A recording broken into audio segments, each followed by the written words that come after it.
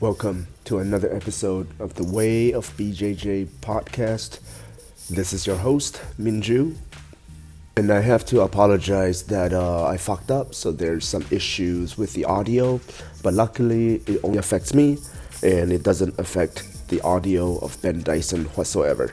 So again, thanks for listening. Give us a 5-star review on Spotify, and now let's get to the episode. Hey, here we go. Yeah.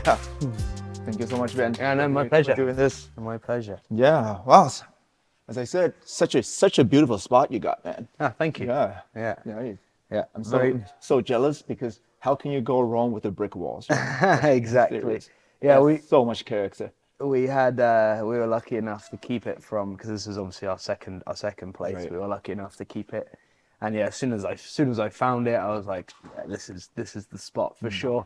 Getting to keep the white and the brick, Right. kind of Yeah.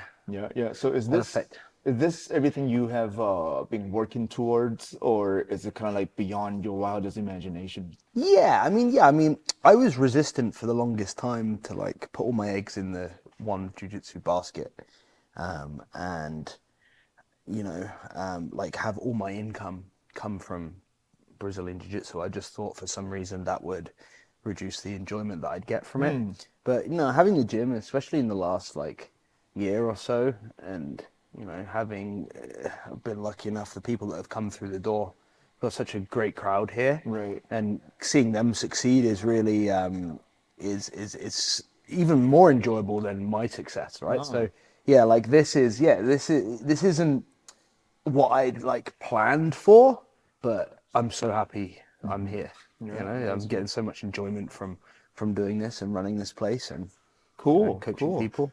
Cool, yeah. So we'll circle back to this because I think I need to make sure I always make my disclaimer with my guests. That, Yeah. that the podcast, you have to know what you got yourself into. Of course. Yeah, It's, go ahead. it's unfiltered, Okay. or unfocused, and unedited. So I don't take anything out. So anything that we say stays in the video. Okay. So just a little bit Okay. of a, Yeah, for sure. yeah, because I think the type of podcast that I enjoy personally the most Yeah. is like a genuine, human interaction. Of course. Right? Yeah, Sometimes when yeah, you have yeah. like a list of like scripted questions and then, man, some of those questions you have fucking answered like a million times. Like, hey, how do you train? How do you prepare for your... Yeah, like, yeah. You have Yeah, like yeah. right in your mind you have like this scripted answer that Yeah. you have given time and time again, right? Mm-hmm. And then so honestly this is not what this is gonna be about, I wanna Okay. Yeah, for Yeah. sure. I mean, Absolutely. because I have to be real careful about what I say then. you know what? I think the climate has changed Yeah. somewhat. Like Yeah. it's getting like before I would be hesitant. I would be like, fuck man, anything you say could get you fucking canceled. Yeah. But I think people are so sick and tired of that bullshit now that Yeah, that- I mean, that I hope so. I think we can be a little bit more I ourselves. hope so. a bit- Yeah. a Being bit- offended about what somebody says is very, very silly. Yeah. If you ask me. Right. Do you find that to be more of a North American thing versus Yeah, like, for sure. the Yeah, absolutely. British? I mean, generally, like how I grew up and how me and myself and my friend group, we'd say some absolutely foul shit to each other. In fact, it would be the most inflammatory and like provocative stuff that you could say to each other in order, because you wanted to incite that reaction, and the person that did react would kind of get laughed at. You see what I mean? Right? You'd be trying to wind somebody up. Right. So yeah, I definitely got a lot more thick. Like I feel like you'd have to say something. I mean, I don't think I've ever been offended by anybody that said anything to me. That's true. Because I think that's an essential life skill that people really have to develop, right? Why are you letting somebody else, get a rise out of you? I mean, why can you not work on yourself to control those emotions, right? Yeah, But for because sure. I think that's once you can actually do that, then life is so much more enjoyable, right? Absolutely. We absolutely don't give a shit about what everybody Sure. else thinks. Yeah, exactly. And so many things that, aren't affecting people are getting offended on other people's behalves, and things that don't affect them directly. I don't know. It's things that I can't even really comprehend, to be honest. So I tend to just avoid. That's Yeah, why to it's so just- much easier to just, hey, let's train jiu-jitsu. Yeah, exactly. And I think jiu-jitsu kind of draws those crowd Mm-hmm. who doesn't care to be, who doesn't get offended easily, right? No. Because jiu-jitsu is the same thing, right? Like people who get tapped and then get gets all butthurt, then they don't last, right? Of course. So those people get weeded out anyways, right? Absolutely, yeah. It's good for that. It's good for that. It's very much, you're gonna feel what it's like. It's gonna be. You're under no illusion. Right. Absolutely. Yeah. So what was it like growing up in the UK? I've never been. You never been to the UK? Never No. been to the UK. Okay. So I grew up in the south, a town called Bournemouth. Well, actually, technically a town called Poole. I tell everybody I'm from Bournemouth because it's the kind of more known of the two places. No, That's fine.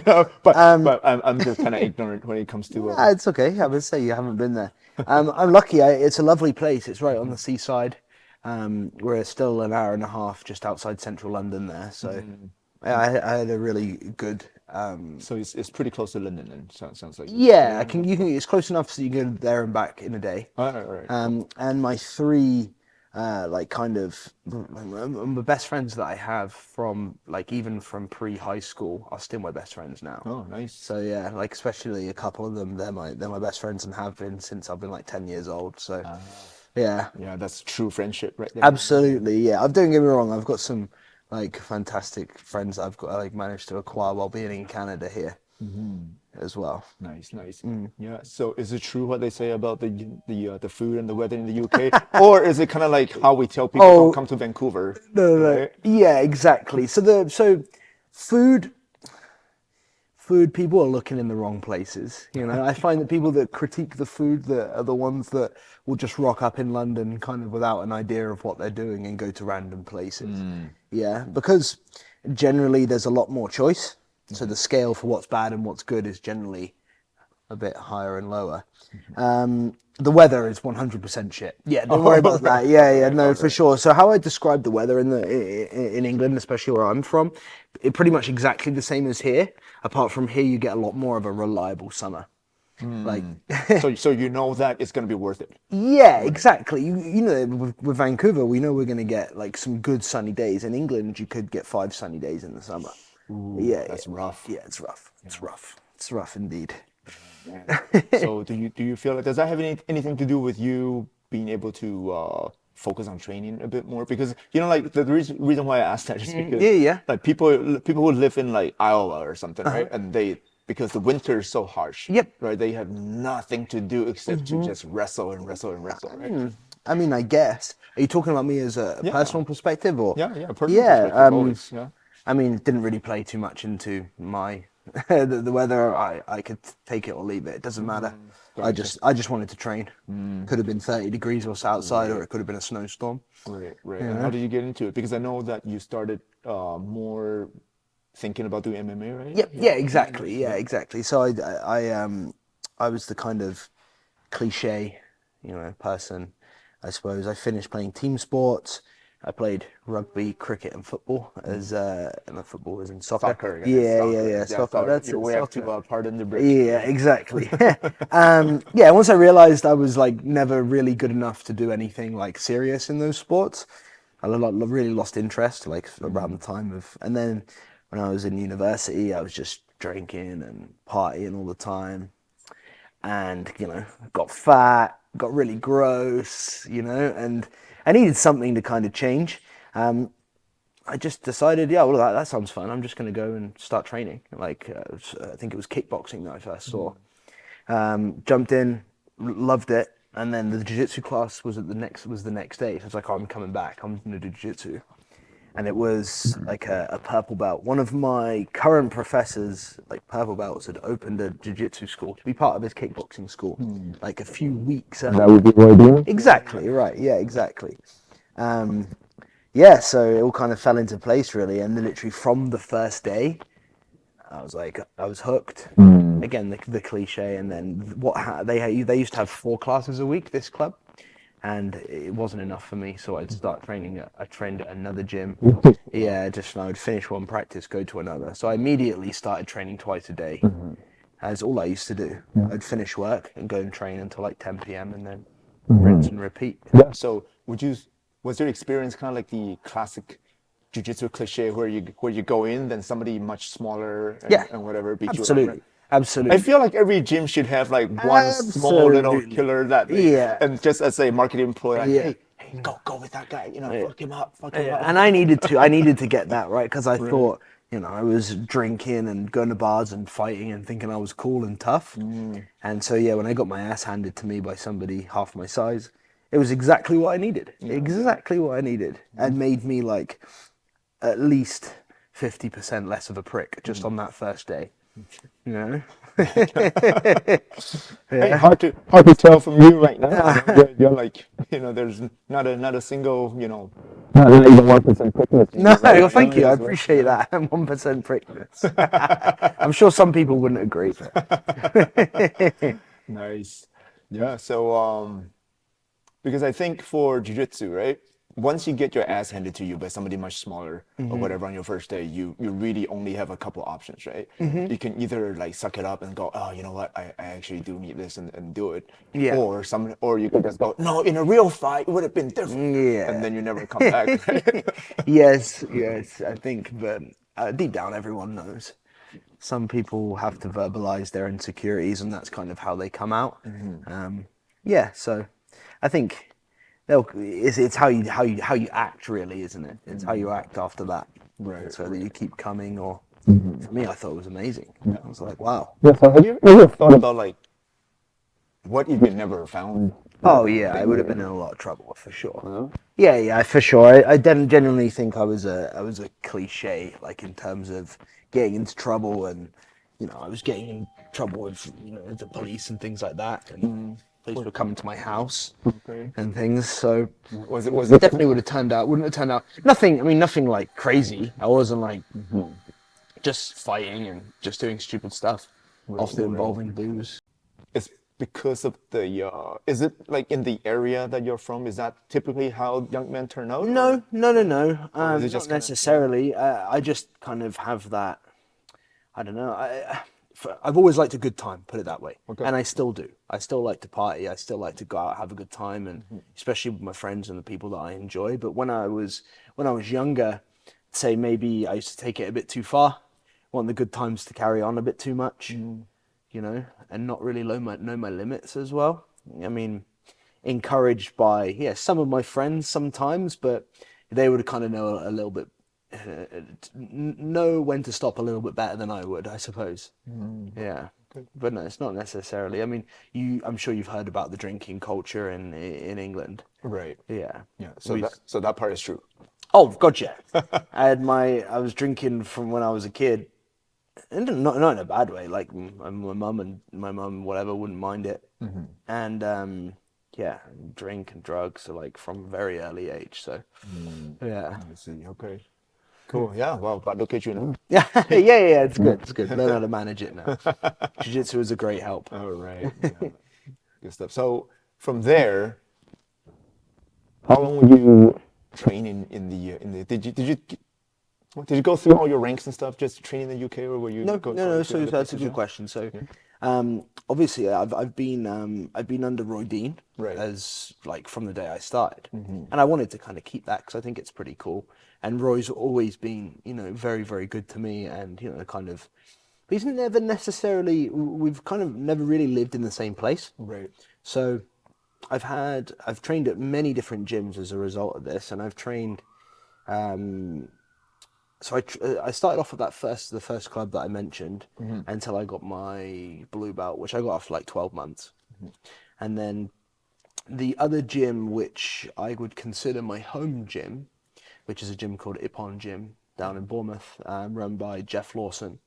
Jeff is a really experienced MMA fighter, one of the British pioneers of MMA. Was on the original Ultimate Fighter with Dan Henderson, Mike Bisping, all those guys did the old one. I think it was like in the single digits. Since season 5 or something like that. Yeah, something like that. Yeah. No, you know what? Michael Bisping does season 2 actually. No, was that season? That was when I think he was a contestant. Michael Bisping this was when Michael Bisping and Dan Henderson were Gotcha, guys. They were the coaches, I believe. It was like the UK build, UK v USA. I remember that one. Yeah. So Jeff was on that. Okay. Jeff's a real special guy in many ways. Shout out to Jeff if he ever gets to see this. He's still running Ippon. In fact, I was there a couple of weeks ago. Okay. Oh, that's why I was like, okay, I've seen that name somewhere. Yeah, okay, from your, Ippon's a special from your place. post, yeah. Also, out at that gym, you might have heard of Meatball Molly from. Yes. Yeah, she started MMA at the same time as me. Oh. Yeah. We're both from the same gym. Oh, Yeah, nice. yeah. So it's a cool place. Nice. He's got a lot. He's got a great vibe going on. And Yeah. to be honest, quite a lot of how I try to guide the vibe in Kazushi is how Jeff leads Ippon. You know, he doesn't have time for any.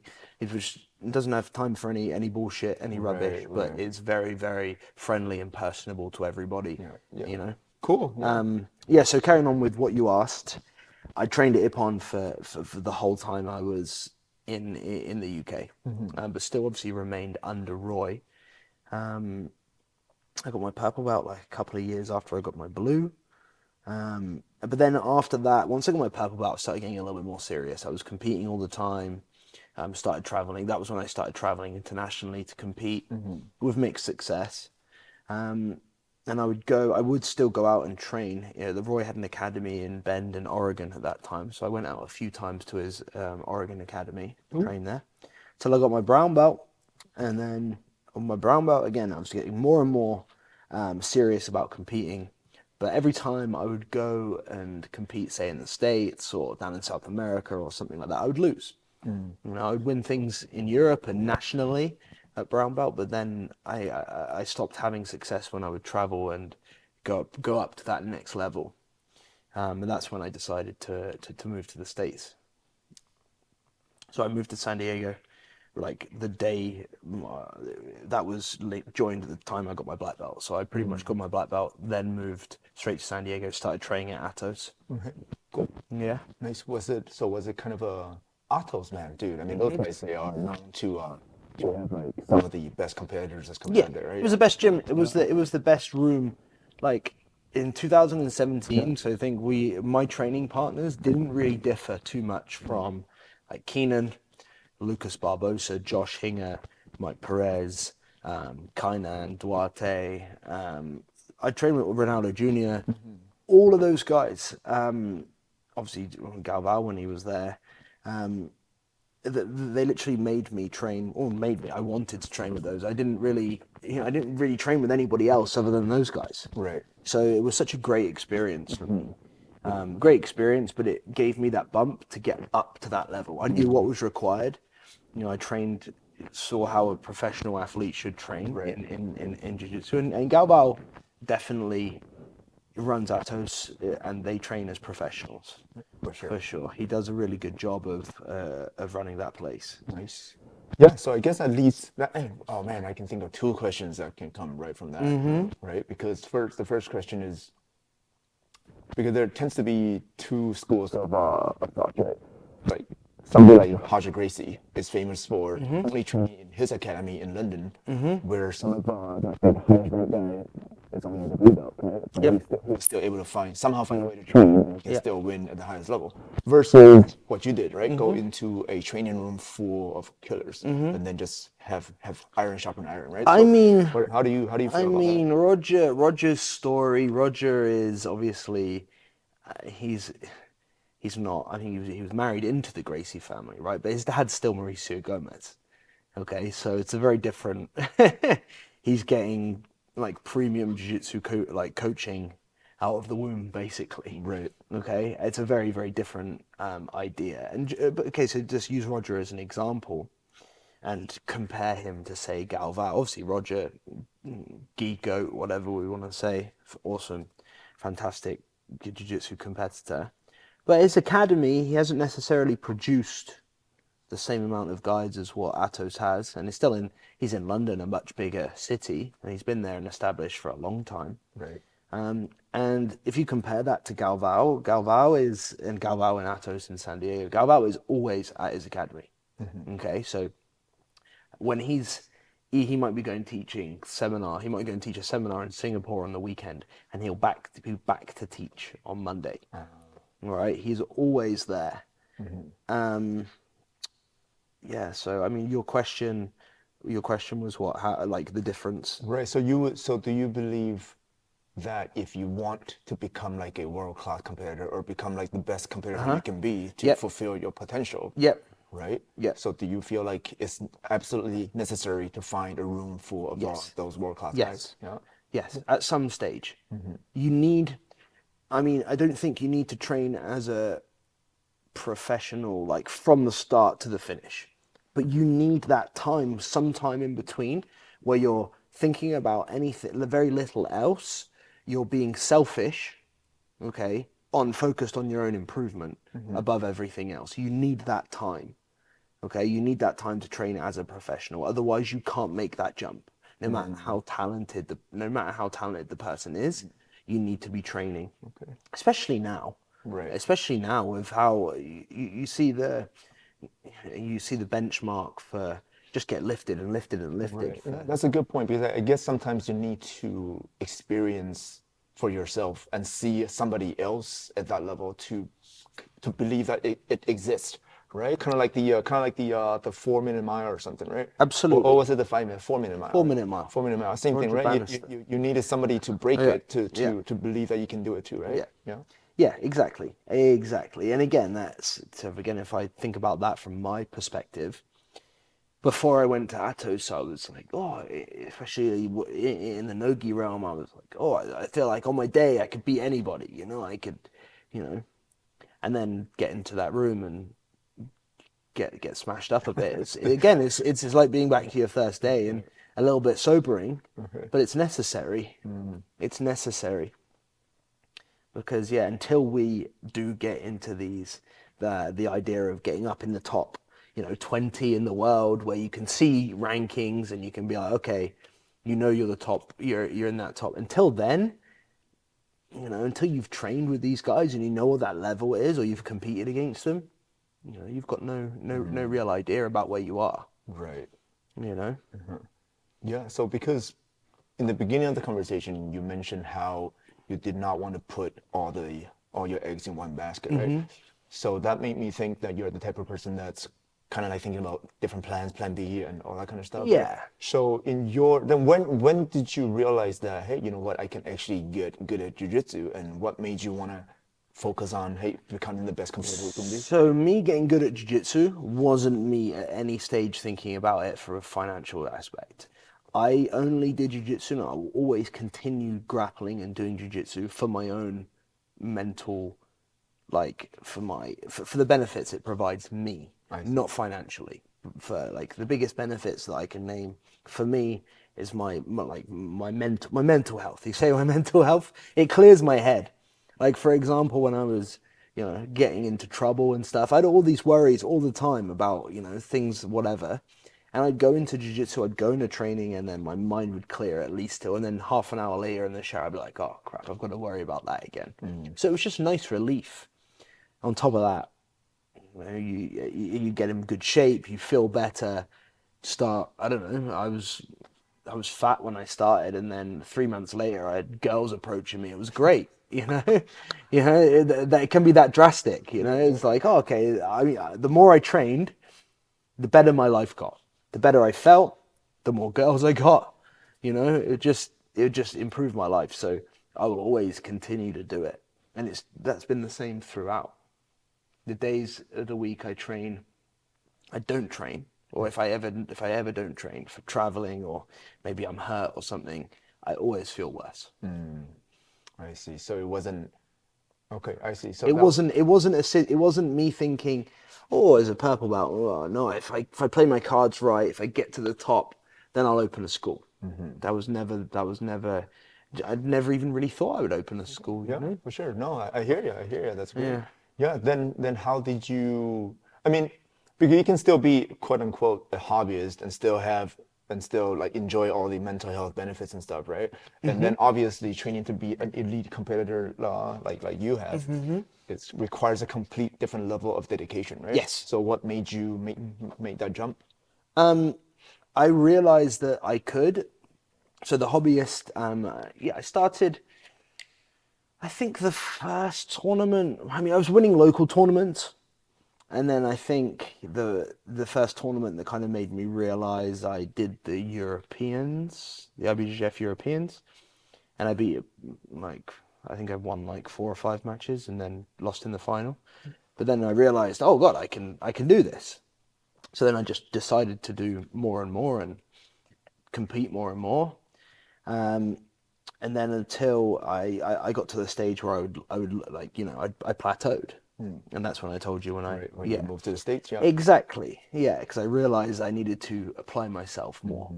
Gotcha. You know, and then that's flicking over from the hobbyist to the like professional, the jiu-jitsu professional, if that's what you say. I think that gap's getting wider. Okay, so like for example, the hobbyists will always kind of be at the level they are. I mean, generally they are improving probably over time, slowly, as all these new techniques come in, and obviously other jiu-jitsu professionals are in the gym, bringing the level of the gym up, bringing the level of the gym up. But I think that gap is getting bigger between them. But just because the level of jiu-jitsu and the level of grappling's going up and up and up. Yeah, and because whenever there's more financial incentives that's available, right? Yeah. Then obviously, that's when you see the gap. Yeah, right? I mean, financial incentives. Yeah, jiu-jitsu is not the sport to partake if you want. If that's what you want, right? If you want to be a rich person, Yeah, no, yeah. no. For sure. No. Jiu-jitsu you got to do for the love of the game for a long time. Many people won't earn a cent from it. Yeah. Yeah. Even now, right? I mean, there's probably only one. Man, I don't know, maybe 5 people that can actually make a pretty good living just competing, right? If that. I mean, just competing. If you're taking away all the other avenues of income, I mean, still, it's not there. Yeah. Really. I mean, that tournament they did in Korea, I think once was 100K. That'd be a nice payday. Right. But I haven't seen of any other tournament that throws that money around. Right. ADCC, the U in the bracket, it's 40K. Always been $40,000, which is it's a decent amount. But ADCC's once every 2 years. Every 2 years, yeah. Well, we're looking at IBJJF. Well, They've only recently started paying Polaris for throwing out Grand Prix now for 30K. Yeah. Lovely, but one person, right? One person, 30 G's. I mean, I still don't think you could do it. Yeah, and that's just what, like, maybe Gordon is earning enough. Maybe Craig, because they must be paying to get these guys on the show. Right. But nobody else. No chance. No chance. It's, say, having a school, instructionals, seminars for those that don't have a school, and the ones of us that still want to teach privates. Yeah, that's the only kind of way, I think. Yeah, for sure. So, all that being said, then, are there any regrets for you? Like, if given the choice, would you have done the same thing over? Absolutely not. No regrets. No? No. I think regrets are silly. Yeah, no regrets. No regrets. I've been very fortunate with my life. Some of my friends laugh at some of the luck I've had, which is nice. I do think you make your own luck though. No regrets. No regrets at all. I'm really, I'm happy. Nice. Really happy. Yeah. Yeah. And everybody here is happy that you found your way here. Oh to my Vancouver. God! So yeah, how did that happen? How did you end up in Vancouver? Oh, okay. So yeah, I mean, first of all, I'm lucky for everyone that I've got in here. Like again, I can't stress enough how awesome the people that I have in this school are. I'm really fortunate with that. So how I came to Vancouver, I was in San Diego, and in my time in San Diego, I was in and out of the country. I didn't have work papers or anything like that, so I was doing some odd, interesting jobs to remain there. And I spent time living in Argentina when I was there. I spent time working up in Anchorage in Alaska. I was down in Brazil for a while, but then I got tired of moving around. I got tired of being in San Diego. I needed a change. I wanted a change. I'd just kind of split up with my girlfriend at the time who was in San Diego. And one of my friends from Ippon, the gym back in Bournemouth, Right. Jonas, who used to play professional hockey, came here when he was younger and suggested that I would like it because I like to ski. I like the outdoors, but I still like being in the city. Vancouver's obviously perfect for that, right? So I had papers for Canada, just on like a young person's kind of entry thing, which you could get through the government in the UK. So I came here. I enjoyed it. I really liked it. And to be honest, I found a job like pretty much the day I arrived. It was actually up at Grouse Mountain. Oh, nice. Yeah, which was awesome. And I was like, okay, if I can find good training here, I can be here for a while. And then I found some of my training partners from here. I would go around all of the gyms in the city. I pretty much went to every single gym in Vancouver, looking for training partners, looking for people that could possibly improve me. The first person that I met that was good enough to kind of keep me and improve me was Mike Crisp. So Mike still obviously trains me today. Now one of my black belts. So I was fortunate enough to meet Mike. Brian Giorgio out of Alliance, we trained with him. Micah Breakfield when he was here. Right.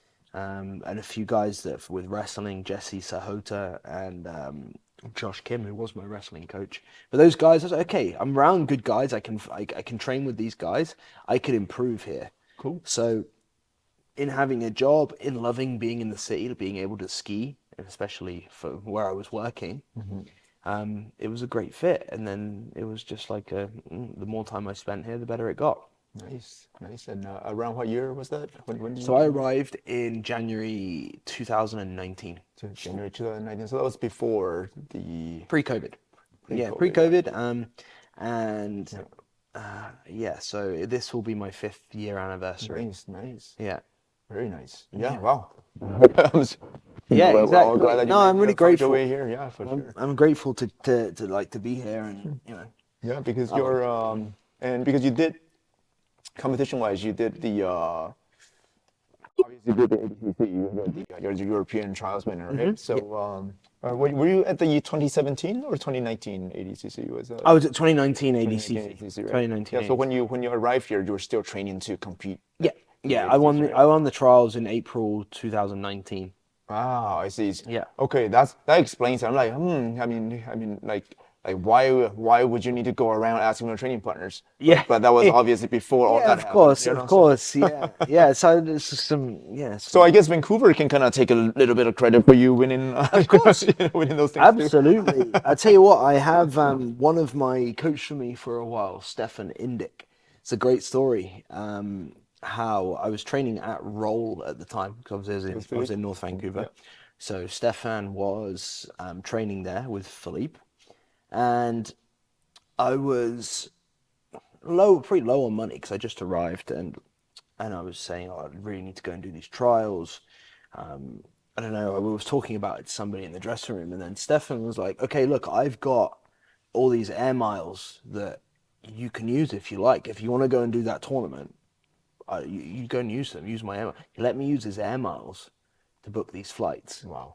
Yeah, it's amazing. Yeah. Right. So he had all these air miles built up, and he'd known me for like 3 months, and he let me use them, and I went and won that tournament, and then I was able to compete at ADCC. Wow. All right. So I was that's such a cool. Yeah. What a lucky. I'm so lucky to be able to get that. Right. What a nice thing for Stefan to do. And it was even nicer because when I opened this place, I was like, okay, that's somebody I'd love to get to be able to coach here. When he arrived, when he got his black belt, and I opened the gym, I wanted to give him a coaching slot here. So before he moved away, I think he's traveling in Europe now, but shout out collecting to more air Stefan miles. Yeah, exactly. I know. I should really pay those back.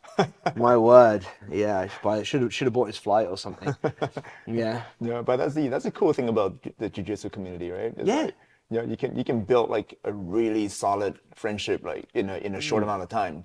Just because you can so easily tell what kind of person the other guy is. Yes. Just through Yeah. the dance of jiu-jitsu, right? Yeah, of course. I mean, that's it. That as well. I mean, generally, yes, I think we're right, and I think we can say, but I think we all know that jiu-jitsu is not it's not the 100% proof human filter. That is also true. There's still some detritus that gets through there, but yeah, overall, generally, yes, of course. Sweet. Yeah, and how did you come up with the Kazuchi? I just wanted to not call it anything Ben Dyson. Don't like necessarily. Ben Dyson JJ. No. Yeah, like my professor already does that. I don't want to be the Yeah, next man. Roydeen. No, that's not exactly right. No, it's not. I think in terms of expansion, in terms of like, I want this to be a team that's not just about me. You know, it's not about, like, if you look at all of the teams, they're not, it's greater than one person, right? And that's exactly what I want Kazushi to be. That doesn't mean to say I'm going to go hunting for heaps of affiliates or anything like that, but definitely down the line, that's how we're going to start building and keep building the Kazushi name. But no, for how I got the name, I just thought, okay, other than Ben Dyson, what can we call this? What's a good, well, okay, for a business, it needs to be a word that people recognize, a word that they know. Kazushi's a buzzword, right? People, you hear Danaher saying Thanks to Danaher. Kazushi. Yeah, exactly. And it's Sounds Japanese. so intelligent when you say it. Indeed. But the thing is, unless you're silly like me and I'm saying Kazushi, it was a terrible pronunciation. Yeah, and my partner at the time who helped me open Kazushi and basically did it with me as a partnership in the initial time. Elliot was is half Japanese, so that's kind of how we came up with Right, so you don't Kazushi. feel so bad about cultural appropriation. Yeah, No, exactly. No. No, I didn't That's feel why bad you get about called, because people would be like, Dyson, is that the vacuum? Yeah, exactly. Vacuum or a hairdryer. They make heaps of products now. Yeah. So would you say, well, let me rephrase it in a more open-ended question then. What do you feel like is your jiu-jitsu accomplishment that you're the most proud of? Oof. I mean, I'd say I have two.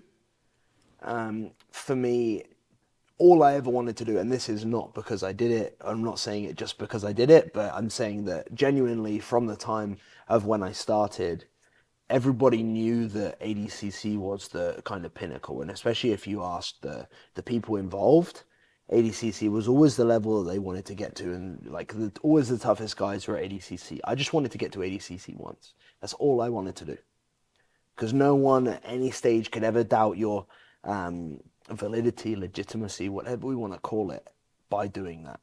Yeah, so that was my sole goal in competitive jiu-jitsu. Now, my other achievement is this place. I feel like I couldn't be. I'm so happy with the atmosphere that I and my students have been able to create here. It's really, really good, and I love coming in here, which is, I think it's rare after somebody, opens a business. For the first couple of years, 3 or 4 years, meant to be super hard. All right, Yeah, most businesses don't last the first 5 years. I think that's what they say, right? Yeah, but this is everything I'd hoped it'd be and more. Nice. And I'm not just talking about financially. I'm not. Yeah, having money is good, and we need to have money, but I'm not money hungry or obsessed. You're not driven by money. No, not at all. Not at all. It's far greater for me that it's a place that I still want to come to. I wake up in the morning and I want to come here. Right.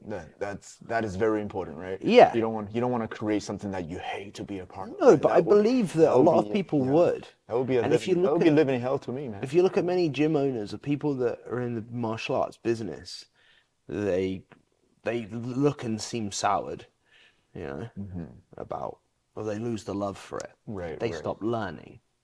All right, they lose. Yeah, they get way out of shape, right? That's why you see the black belt master with horrendous, pot belly, awful, and they don't train with the students anymore, right? No, it's quite like, and students aren't to know. People that join martial arts gyms, people that join that haven't trained before or done anything before, they'll just look at that and assume that's the way it should be.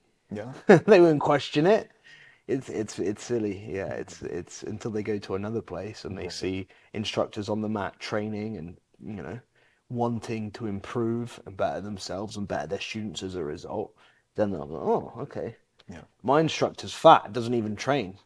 Yeah, probably not the best guy to train under, you know? Yeah. Fair enough if you've had like, you know, if you're 60 years old and your knees are busted and you've had a huge competitive career or whatever than that, but many of those guys are still training and many of those guys are still training and competing, guys. And you Yeah. see, Yeah. yeah. Unfortunately, our sport is washed with people and charlatans. You know, yeah, it's all for the money. Yeah. That is why it's so important not to be incentivized by money, right? But rather by something that has a deeper meaning, right? Of course. Yeah. Yeah, So- exactly. Yeah. So I guess this question, but I've been thinking about it too. And it's interesting that you also mentioned that one of your goals is to make it to the ADCC. Yeah. Right?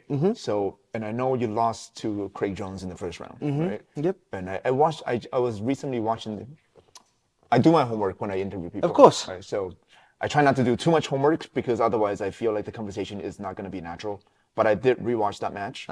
And I saw the absolute frustration and regret or whatever you want to go, disappointment in your face Yeah. when you tap. And then, Yeah. was it Did you see the meme afterwards? No. Oh, there's a meme that's gone around, which is me. It's got my hands down in my face, looks like I'm crying, and Craig's patting my back like that. Oh, and man, the now I have to caption go was look for like, it. when it's shall I call you an Uber or something like that? When it's time, I don't know. It's a good meme. It looks good. It's funny. Yeah. So I guess my question is, did you go in there already feel like, hey, I made it, I accomplished my goal, or did you go in there to win? I went in there to win. I trained. I was in the best shape of my, like, ever been in.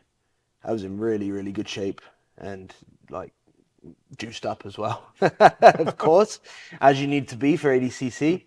And no, I was ready for it. And to be honest, they did the bracket reveal as they do. They make a big thing about, you know, revealing the brackets, and they made us stand forward and they revealed the brackets behind us to everybody and like all the crowd and everything the day before. And I was just, remember, stood there and I was like, please, I'd worked so much on my wrestling. So I was like, please, just don't give me Craig first round. Anybody else, I'll be fine. Of course. You know? And I was like, oh, it's typical as those, you know, but at that time, I don't think I'd ever been finished with a heel hook by anybody at that time. And obviously that's his prime time for running through people. He was running through everyone, leg locking people. And I kind of knew that's what he was going to bring. I'd hoped he had changed his game after kind of me escaping the first few, but he persistently stayed, and I made a big mistake.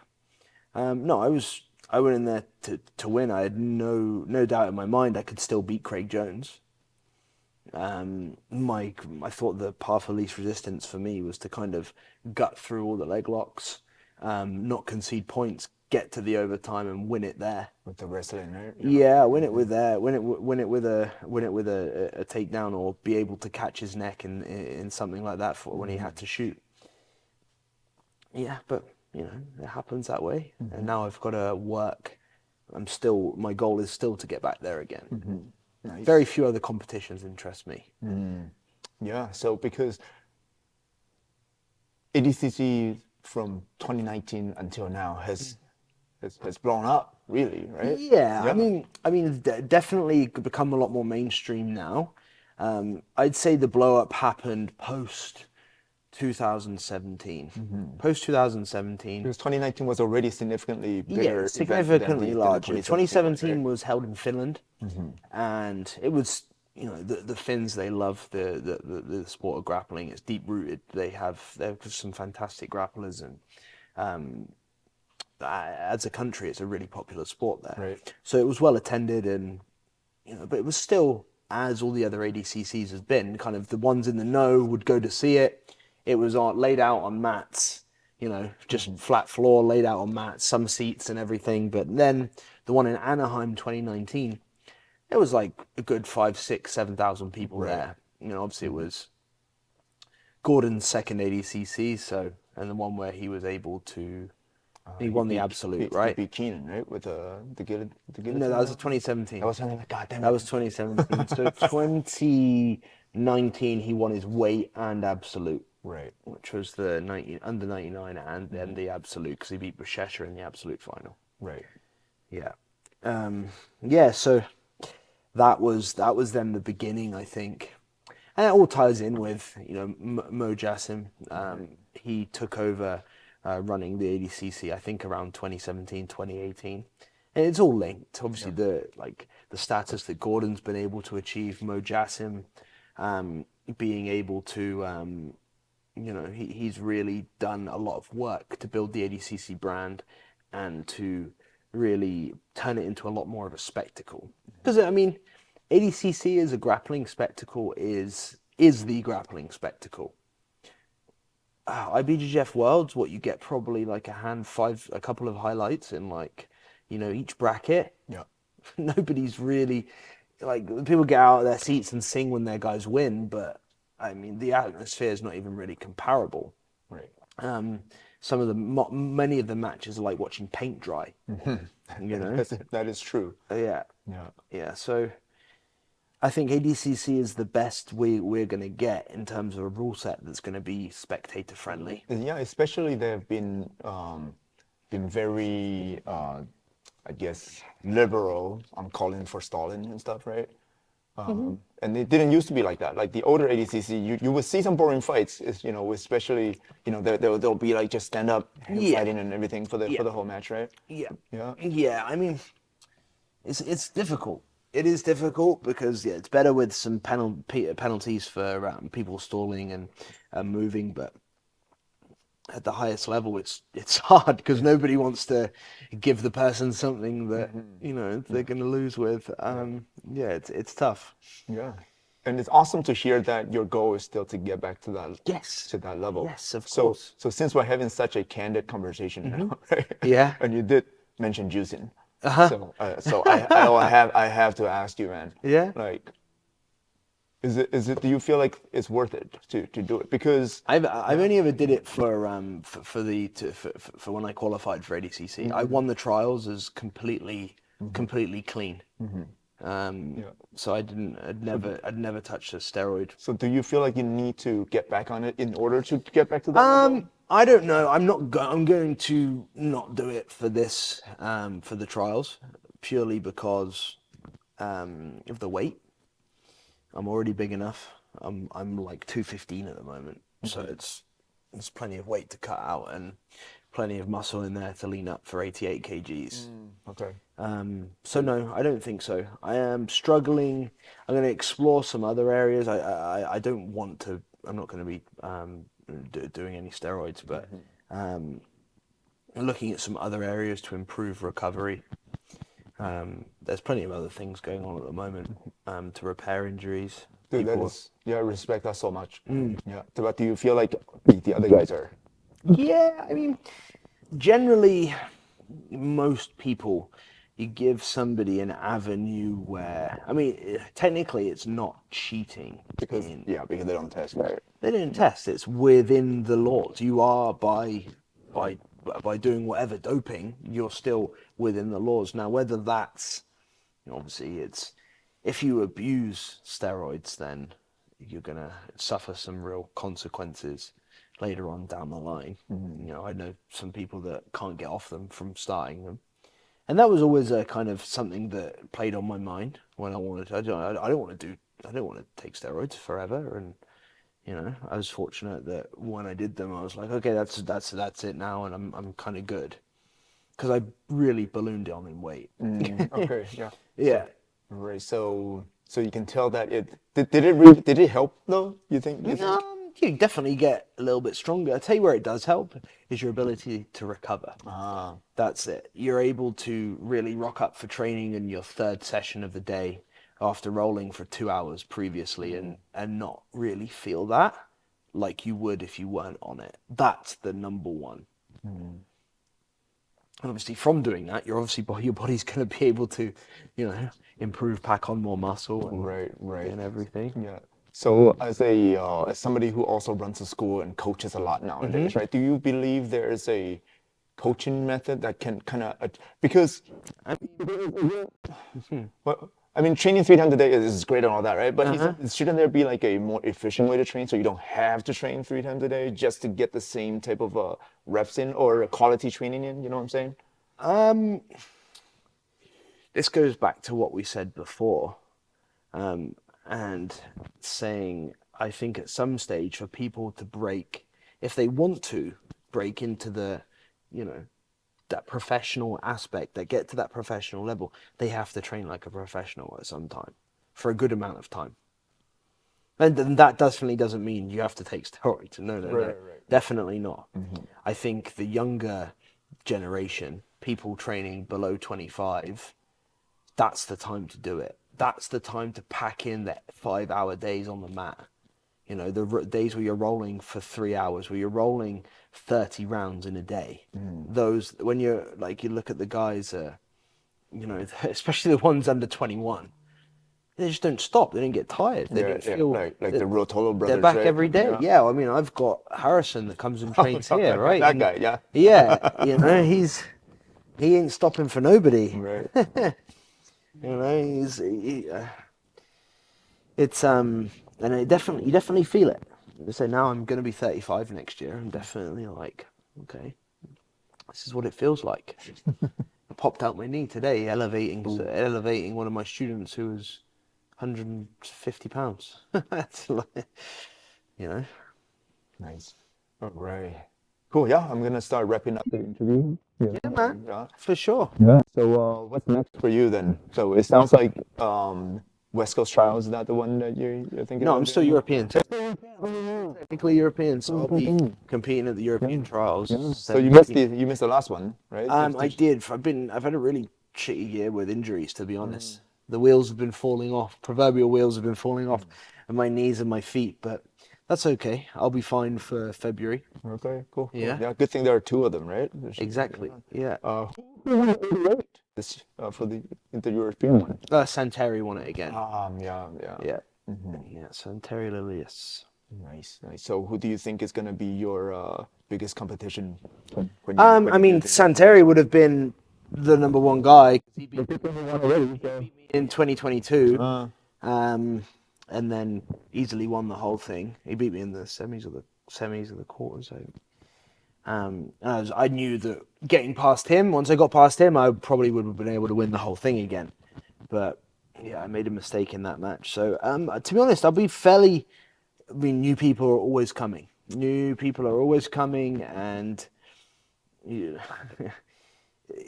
can never say with these brackets and these open brackets, because there's 100 people in them, and it might not. Somebody may have made great strides in the time between the last trials and this one. So honestly, like, I've had matches where I've thought people were nobodies and they've been incredibly tough. So I never go in thinking I'm going to try and submit the guy in the first minute if I can, but I'm prepared to not, because it's everyone that goes now, everyone that does these trials is tough. Yeah.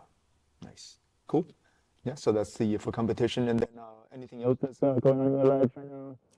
No. I mean, I've got Roy's coming to teach a seminar here in a couple of weeks, which I'm excited about. That's it, really. Cool. I'm just going to carry on teaching, training my guys, and that's it. Nice. Being happy here. Nice. Yeah. So if people want to find out more about you, if they want to come check out Kazushi, what is the best way to get a hold of you? Come check out Kazushi. KazushiGrappling.com or at Kazushi Grappling. That's Instagram. That's it, Instagram. Yeah. Right. Yeah. So I'm gonna have all those links in the in the description.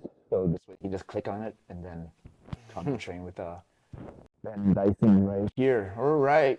So thank you so much. Thank you. Thanks. That was awesome. Yeah. And don't forget to leave us a 5-star review. So this way I'll find more awesome people to talk to. Yes. We'll see you next time. See you later. Yeah. Thank you. No worries.